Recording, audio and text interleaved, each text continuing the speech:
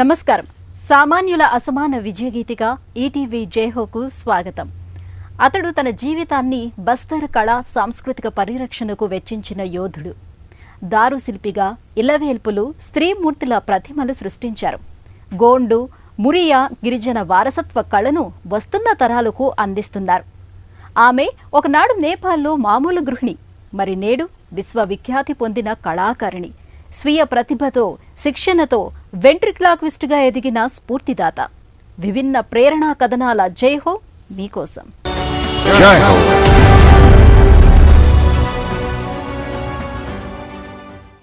తను చదివింది 4 కానీ ప్రకృతి ఒడిలో, బతుకుబడిలో జీవిత పాఠాలెన్నో నేర్చుకున్నారు. అధ్యాయాలే అధ్యయనం చేశారు. ఆయనే నారాయణపూర్ జిల్లా గఢ్ బెంగాల్ వాసి పాండీరాం మాండవి. దారు శిల్పకళలో 1000 మందిని కళాకారులుగా తీర్చిదిద్దారు. బస్తర్ ఫ్లూట్ సుల్లూరు వేణువుకు కొత్త ఊపిరిపోశారు. ఆ వేణువు వింత వింత స్వరాల సవ్వడి 8 దేశాలను తాకింది. గిరిజన కళా సాంస్కృతిక వేదిక గోధుల్ను పునరుద్ధరించిన ఘనత తనకు దక్కింది.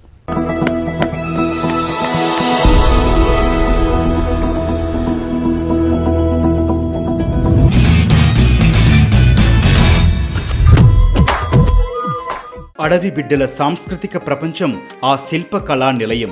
ఓ కళా యశస్వి తపస్సుగా రూపుదిద్దిన కళాఖండాలివి. బస్తర్ సీమ, గోండు, మూరియా తెగల ఆచార వ్యవహారాలకు అద్దం పట్టే స్త్రీమూర్తుల దారు శిల్పాలు, ప్రకృతి, పశుపక్ష్యాదుల బొమ్మలు అన్నీ విలక్షణంగా ఉన్నాయి. ఈ కళాకృతుల రూపశిల్పి, గిరిజనుల గుండె గొంతుక పాండీరాం మాండవి. కనుమరుగవుతోన్న బస్తర్ ఘోతుల్ కళా సంస్కృతుల పరిరక్షకుడితడు. ఈ ప్రాంత ప్రసిద్ధ వాద్యం సులూర్ వేణువును ఆధునీకరించి ఈ ప్రపంచానికి కొత్తగా పరిచయం చేశారు.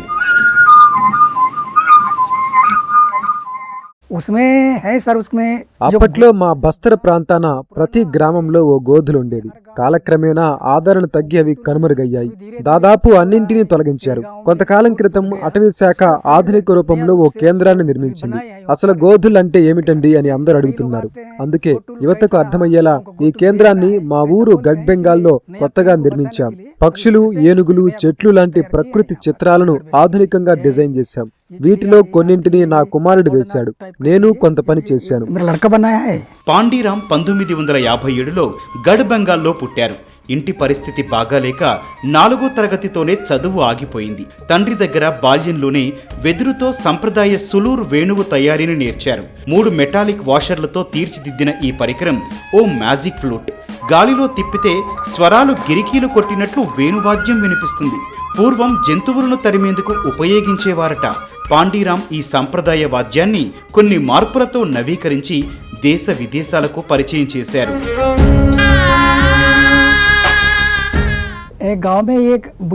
మా ప్రాంతంలో గిరిజన పల్లెల్లో ఓ వయోధికుడు ఏదో కర్రతో ఆడుకుంటుంటే ఆసక్తి ఏర్పడింది. ఆ ప్రేరణతో నేను అలాంటి వస్తువులు చేయటం ఆరంభించాను. నేను ఈ సులూర్ వేణువుల తయారీని 15 ఏళ్లకే సాధన చేశాను. ఆ నోట ఈ నోట నా వేణువు ఊసులు ఢిల్లీకి తాకాయి. ఈ నేపథ్యంలో 5-6 స్వరాల వైవిధ్య వేణువులను తయారు చేశాను. గిరిజన హస్తకళా వస్తువుల తయారీలో పాండీరాంది 50 ఏళ్ల చరిత్ర. ఆ చేతులు తాకితే అడవిలో మానులు ఇలవేల్పులుగా మారాయి, అందమైన బొమ్మలయ్యాయి. ఆ కళా ప్రాంగణంలో ప్రకృతికి చిత్రిక పట్టే ఆకృతులు కొలువు తీరాయి. వినియోగ వస్తువులైన చేతికర్రలు, విల్లులు, బాణాలు, యుద్ధ విద్యల సామాగ్రిని పాండీరాం తయారు చేస్తున్నారు. ప్రతి కళాఖండం ఒక సాంస్కృతిక చిహ్నమే. చెక్కపై 3D కళాత్మక చిత్రాలు ప్రత్యేక ఆకర్షణ. ఇక పెద్ద విగ్రహాలు బస్తర్ సౌందర్యానికి, సంస్కృతికి ప్రతీకలు. నేను ఈ కళను మా నాన్నగారి నుంచి నేర్చుకున్నాను. ఆయన చెక్కతో వేణువులు తయారు చేసేవారు. ఇప్పుడు కొందరు యువకులు ఈ కళలో శిక్షణ పొందుతున్నారు. నేను పెద్దగా చదువుకోలేకపోయాను. అప్పట్లో మా స్వగ్రామం గఢ్ బెంగాల్లో మాత్రం ఓ పాఠశాల ఉండేది. మా సోదరులు నేనే పెద్ద. అందువల్ల సేద్యం చూసేందుకు చదువుకు స్వస్తి చెప్పక తప్పలేదు. పాండీరాం కేవలం శిల్పి, వాద్య పరికరాల రూపశిల్పి మాత్రమే కాదు. ఆయన్ను మూరియా, గోండు అడవి బిడ్డల సంస్కృతి పరిరక్షకుడిగా చెప్పాలి. తరతరాల తమ గోతుల్ సంప్రదాయ పునరుద్ధరణకు చేస్తున్న కృషిని ప్రత్యేకంగా ప్రస్తావించాలి. గోతుల్ అంటే ఒకానొక కాలంలో విలసిల్లిన గిరిజన యువ సంగీత నృత్య కళా కేంద్రం. ఈ కళాకేంద్ర సంప్రదాయానికి పాండీరాం ప్రాణం పోశారు. బస్తర్, ఛత్తీస్గఢ్, గోండ్, మూరియా తెగల సంస్కృతి కేంద్రంగా వసతి గృహంగా ఉండేది. हमारे आदिवासी समुदाय में एक इस మా గిరిజన సమాజంలో గోధుల్ ఒక సాంస్కృతిక కేంద్రం లేదా ఓ పాఠశాల అనుకోవచ్చు. 10-12 ఏళ్ల బాలబాలికలు సాయంత్రం అక్కడికి చేరి నృత్యం చేసేవారు. పాటలు పాడటం, కథలు చెప్పడం లాంటి కార్యక్రమాలుండేవి. గ్రామంలో శుభవేడుకలున్నా, ఎవరైనా మరణించినా ప్రజలు గోధులకి సమాచారం ఇచ్చేవారు. हमारे गांव में किसी के पास शादी है. పాండీరాం నిర్మించిన గోతుల్ నమూనాగా మారింది. కేవలం ఛత్తీస్గఢ్కే కాకుండా తెలంగాణ, ఆంధ్రప్రదేశ్ సహా 12 రాష్ట్రాలు ఈ నమూనాను స్వీకరించేందుకు ముందుకొచ్చాయి. अब ये शायद मेरे यहाँ नारायण మేము నిర్మించిన ఈ గోధుల్ నారాయణపూర్ జిల్లా మొత్తం గోధుళ్లకు ఒక నమూనాగా నిలుస్తుంది. తెలంగాణ, ఆంధ్రప్రదేశ్ సహా 10-12 రాష్ట్రాల నుంచి ప్రజలు వచ్చి ఈ కేంద్రాన్ని సందర్శించారు. తమ రాష్ట్రాల్లోనూ ఇలాంటివి ఏర్పాటు చేయాలని భావిస్తున్నారు. నారాయణపూర్ గోధుల్ దేశంలోనే ఓ నమూనా. स्टेट में ऐसा उन लोग मीटिंग करके आ गए. కళా సాంస్కృతిక వారసత్వం పాండీరాం రక్తంలోనే ఉంది. ఇప్పుడు ఆయన పిల్లలు దీన్ని కొనసాగిస్తున్నారు. పెద్ద కుమారుడు బలదేవ్ మాండవి బలదేవ్ ఆర్కిటెక్చర్ చదువుతున్నారు. చిన్న కుమారుడు రాజేష్ మాండవి డిగ్రీ పూర్తయింది. వీరి చెల్లెలు మనీషా ఈ వారసత్వాన్ని తమకు లభించిన గౌరవంగా పరిగణిస్తున్నారు.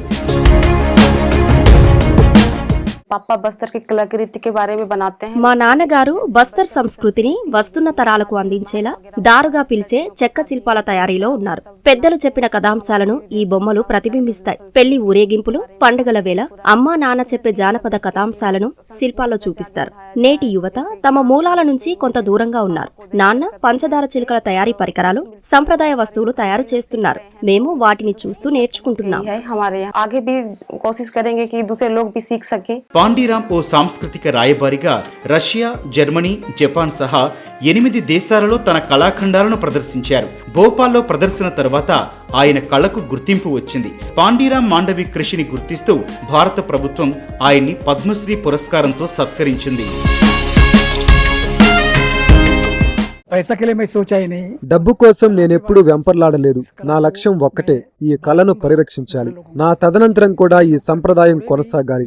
అనేక మంది ఆర్భాటంగా మొదలుపెట్టి ఈ సాంప్రదాయ పనుల్ని మధ్యలోనే వదిలేశారు. కొందరు రాతి పనులకు వెళ్లటం మొదలుపెట్టారు. కానీ నేను మాత్రం నెమ్మదిగా అయినా సరే ఈ కళను నిరంతరం కొనసాగిస్తున్నాను. मैं करते रहा, अभी भी कर ही रहा हूँ.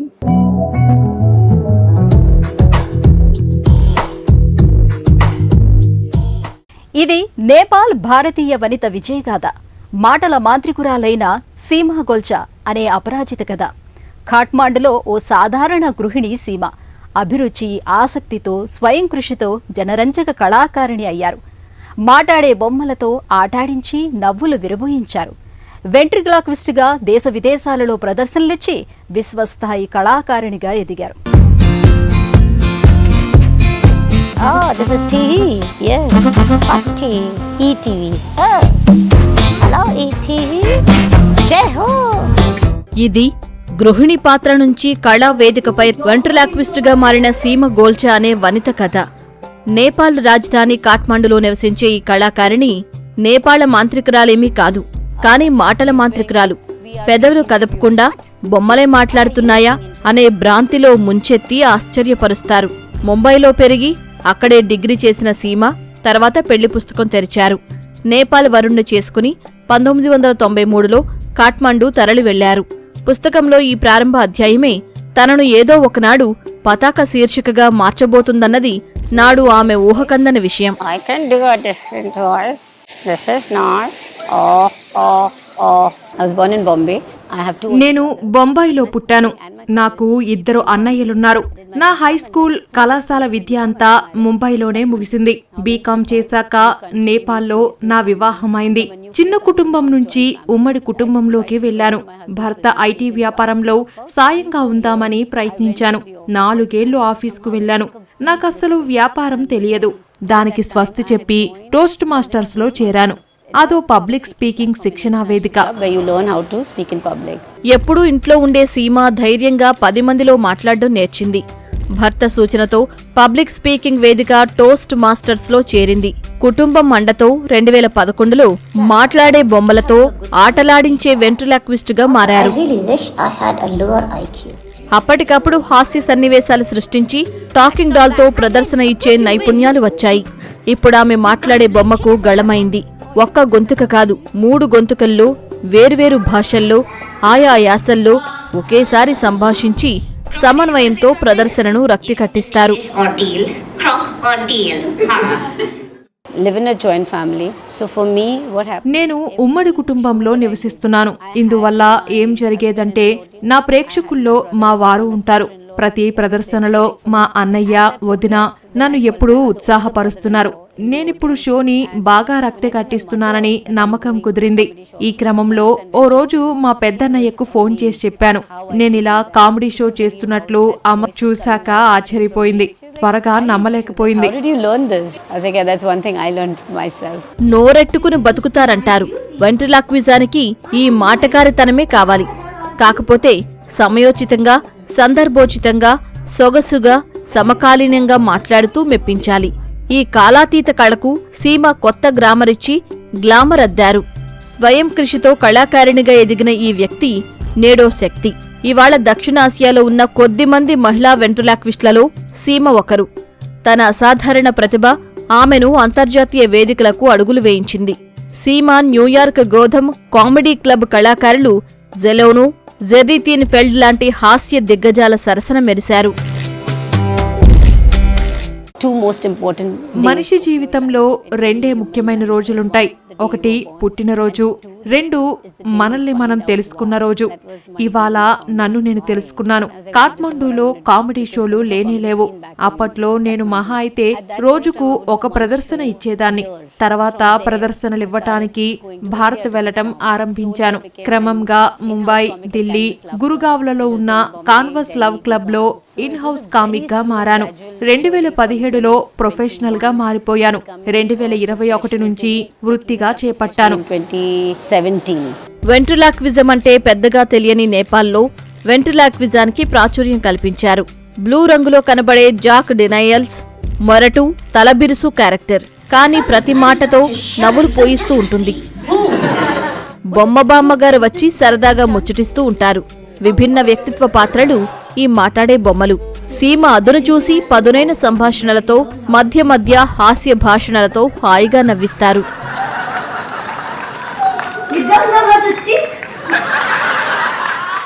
It gives a lot. ఇందులో బొమ్మలకు మాటల రచన నుంచి అప్పటికప్పుడు అసువుగా వెలువడే మాటలు అన్నీ నావే. ఎక్కడ జీవితం, గృహిణిగా జీవితం ఆరంభించి చివరికి ఏదో ఒకటి సాధించాలన్న ఆశయం, సంకల్పంతో ఈ వినోద రంగంలోకి వచ్చాను. అన్నట్లు నేపాల్లో వెంట్రులాక్విజం చేస్తున్న ఏకైక కళాకారిణి నేనే. Nepal doing ventriloquism. వెంట్రులాక్విస్ట్గా సీమ హాస్య వినోదవల్లరి పయనం 2017లో ఆరంభమైంది. ముంబై, గురుగావ్లలో కాన్వాస్ లాఫింగ్ క్లబ్లో ప్రదర్శనలతో రెగ్యులర్ ప్రదర్శనలకు శ్రీకారం చుట్టారు. నేపాల్, భారత్, యుఏఈ, థాయిలాండ్, అమెరికాలో ప్రదర్శనలిచ్చిన ఖ్యాతి దక్కింది. దిగ్గజ కళాకారులతో ప్రదర్శనలిచ్చి అసలైన విశ్వ కళాకారిణి అయ్యారు.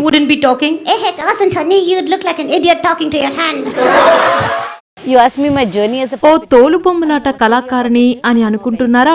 కానీ కాదు. నేను చేసేది అలాంటి బొమ్మలాట కాదు. నేను వెంట్రులాక్విస్టును. రెంటికి ఎంతో తేడా ఉంది. వెంట్రులాక్విజం అంటే మీరు బొమ్మతో మాట్లాడించడం. తోలుబొమ్మలాట అంటే కళాకారుడు దారాలు కట్టిన బొమ్మల్ని ఆడిస్తుంటాడు. నా బొమ్మలకు అలా దారాలుండవు. నేను ఒకేసారి 2 బొమ్మలతో, 2 యాసల భాషలతో, ఇంకా వాటి సంభాషణకు జవాబిచ్చే నేను. a whole lot of fun. నడి వయసులోనే తరగని ఉత్సాహంతో కళా ప్రదర్శనలిస్తున్నారు. సీమ స్టాండప్ కామెడీ, లైవ్లో ప్రత్యక్ష హాస్య ప్రదర్శనలతో అలరిస్తున్నారు. రోజువారీ కుటుంబ జీవిత సంఘటనలు జోడించి హాస్యం మేళవించి ప్రదర్శనల్లో తనదైన ముద్ర వేస్తున్నారు. మహిళా సాధికారతకు నిజమైన నిర్వచనం. పురుషాధిక్య రంగంలో అగ్రశ్రేణి మహిళా కళాకారిణిగా ఎదిగారు. ఆసక్తి, అభిరుచి ఉంటే అవకాశాలు అవే వస్తాయి. ప్రతిభా సామర్థ్యాలతో ముందుకు సాగాలన్నది యువ కళాకారులకు సీమ గోల్చా సందేశం. I'll teach you how to do jokes without offending people. Yeah, go on. Okay. 2 guys walk into a bar, sexist. In my attempt to ప్రేక్షకులను అలరించే ఈ ప్రయత్నంలో నేను వారికి స్ఫూర్తిగా నిలిచాను, ప్రభావితం చేస్తున్నట్లు గ్రహించాను. ఈ పయనంలో ముందుకు సాగుతున్న వేళ కుటుంబం అండగా నిలిచింది. విజేతల గెలుపు పాఠాలతో యువతకు ఉత్తేజాన్నిచ్చే టెడెక్స్ వేదిక మీద మాట్లాడాను. టోస్ట్ మాస్టర్ సభ్యురాలివి కదా, ఈ వేదిక మీద నీవు మాట్లాడగలవు అంటూ నన్ను మా వారెంతో ప్రోత్సహించారు. Toastmaster, you can do a TEDx speech.